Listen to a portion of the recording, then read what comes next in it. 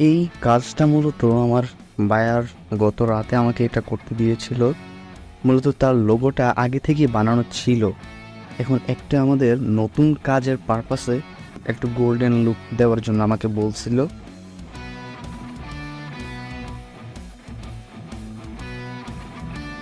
তো সেই হিসেবেই আমি ওইভাবেই কাজ করছিলাম আর কি, কীভাবে কী করা যায়। বায়ার থেকে প্রয়োজনীয় আমার যে রিকোয়ারমেন্টসগুলো আছে ওগুলা আমি আগেই কালেক্ট করে রেখেছিলাম, যার জন্য আমার খুব একটা প্রবলেম হয় নাই।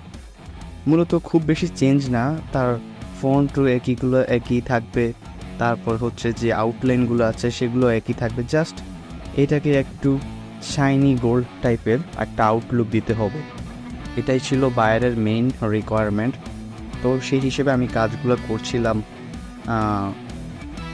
যে আউটলাইনগুলো আছে সেগুলো প্রায় একটু গ্রেডিয়েন্ট টাইপের, এখানে প্রায় দেখতে মনে হচ্ছে যে সিম্পল, বাট এখানে একটা লেয়ারের নিচে আরও অনেকগুলো লেয়ার থাকে।